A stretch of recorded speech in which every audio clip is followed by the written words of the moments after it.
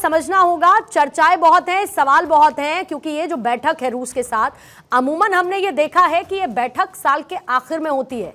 ऐसे में mid of the year, जुलाई के महीने में ये बैठक और पुतिन के साथ मुलाकात, आखिर इसके पीछे की वजह क्या है और क्यों इसको लेकर ये कहा जा रहा है कि टाइमिंग बहुत क्रूशियल और साथ साथ इंपॉर्टेंट है? What's your take on that?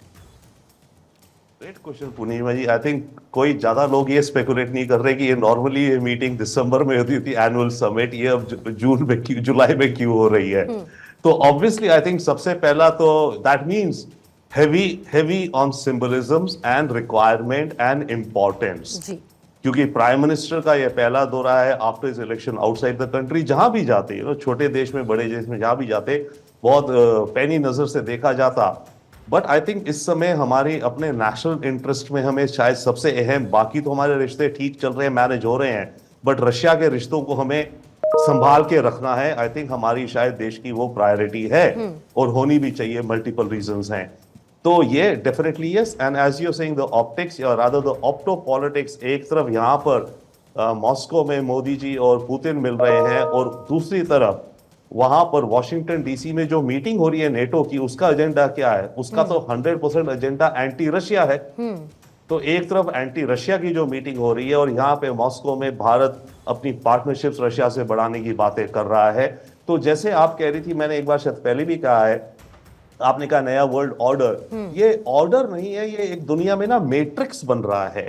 इसका मैंने एक मॉडल बनाया था, शायद आपको पहले भी दिखाया होगा। ये एक दुनिया का मैट्रिक्स बन रहा है जिसमें सब देश आपस में अपने नेशनल इंटरेस्ट के साथ गुणा भाग कर रहे हैं, राइट। और अलग अलग जो पार्टनरशिप्स बन रही हैं वो सब अपने नेशनल इंटरेस्ट से देख रहे हैं और सब समझ रहे हैं। अमेरिका भी समझ रहा है। अमेरिका तो बहुत गहरी नजर से देख रहा होगा, बट अमेरिका समझता है कि इंडिया का नेशनल इंटरेस्ट क्या है। अमेरिका ये भी समझता है कि उसका अपना नेशनल इंटरेस्ट क्या है, और इस कारण अमेरिका इंडिया के साथ एडजस्ट भी कर रहा है। तो ये मल्टीपल लेयर्स हैं और बाकी अभी जो एग्जैक्ट टॉपिक्स का एजेंडा होगा उस पर आप आएंगी ही, but that would be my opening thoughts. अच्छा, जो ओपनिंग थॉट्स के साथ आपने जो मुझे दिखाया वो बहुत इंटरेस्टिंग है। मैं जब दोबारा आपके पास लौटूंगी तो उसको फुल स्क्रीन के साथ रखने के साथ साथ मैं आपसे उसको समझूंगी भी।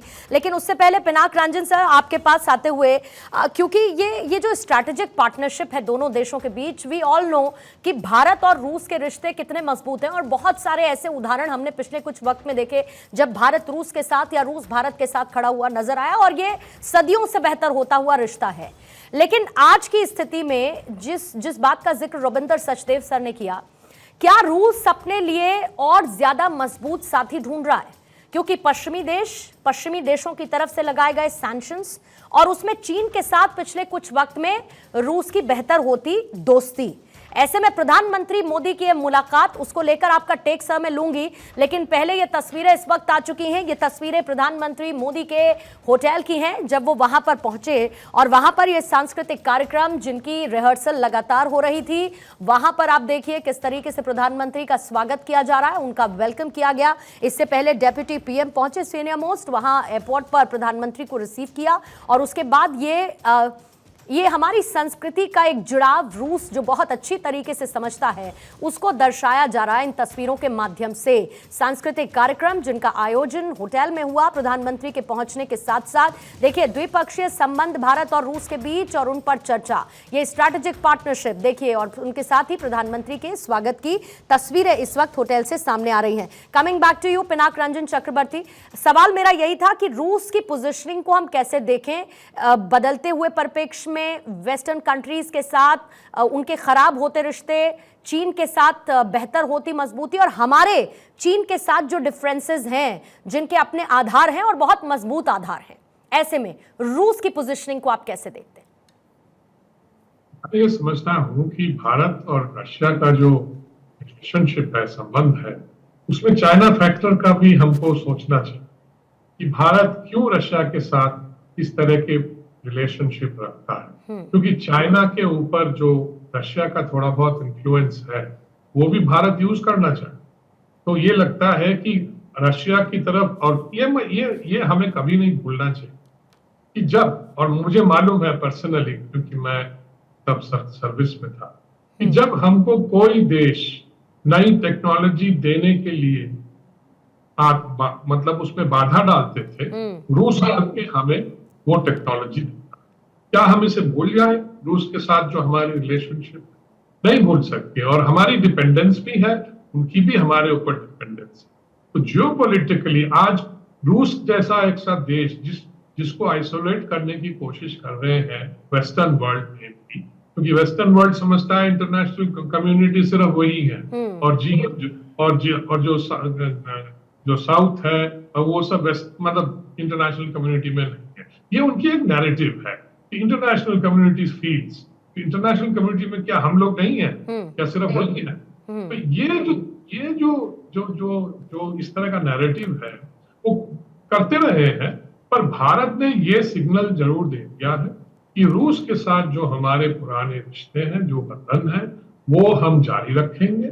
और ये जो समिट हो रहा है, क्योंकि बीच में समिट हो नहीं पाया, ये जो एनुअल समिट का जो एग्रीमेंट है ये दोनों देशों में, ये सिलसिला फिर चालू हो रहा है। ये मैसेज है। और क्योंकि चालू इसीलिए हो रहा है क्योंकि हमारे रिश्ते जो है बहुत सारे स्ट्रेटेजिक सेक्टर्स में, स्पेस है, न्यूक्लियर है, आर्मामेंट्स है, डिफेंस है, साइंस एंड टेक्नोलॉजी है, और अभी हमारा रूस एक बड़ा ट्रेडिंग पार्टनर भी बन गया, क्योंकि एनर्जी सिक्योरिटी पे भारत अभी रूस पे बहुत डिपेंड कर रहा है, ऑयल वगैरह, और रूस भी चाहता है उनका ऑयल बिके क्योंकि उस पर सैंक्शंस लगा रखे हैं। और प्रॉब्लम ट्रेड के सेक्टर में सिर्फ यही है कि जो हम लोग पेमेंट करते हैं एक दूसरे को, वो पेमेंट कैसे किया जाए, क्योंकि वो डॉलर में पेमेंट नहीं हो पा रहा है, वो सैंक्शंस की वजह से।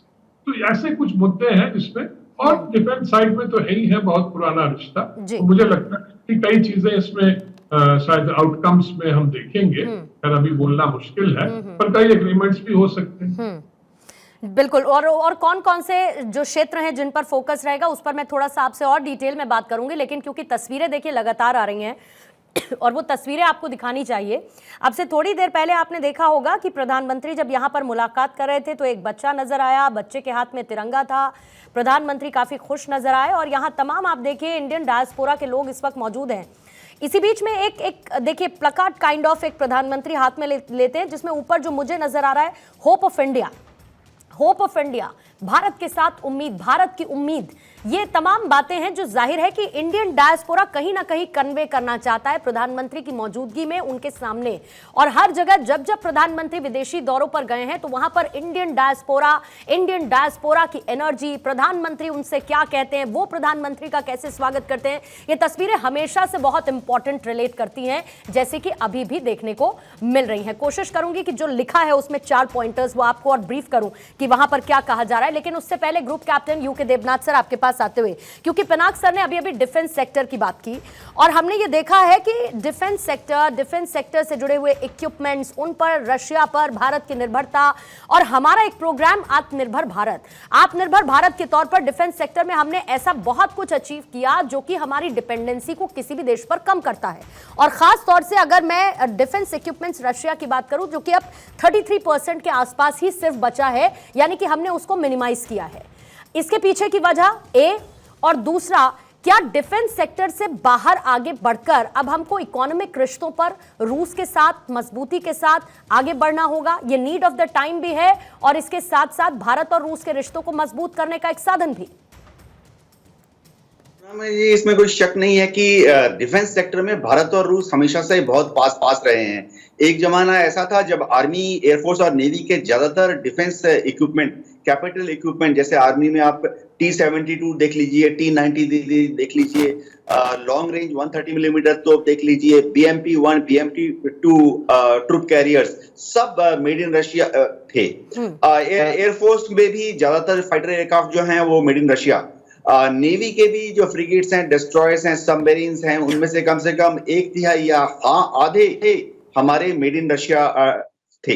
लेकिन पूर्णामी जी, क्या हुआ है कि over a period of time Bharat ने कोशिश करके, बहुत ही डेलिब्रेट कोशिश करके, हमने फ्रांस से, इंग्लैंड से, पश्चिमी देशों से और अब अमेरिका से भी डिफेंस इक्विपमेंट लाना शुरू किया है।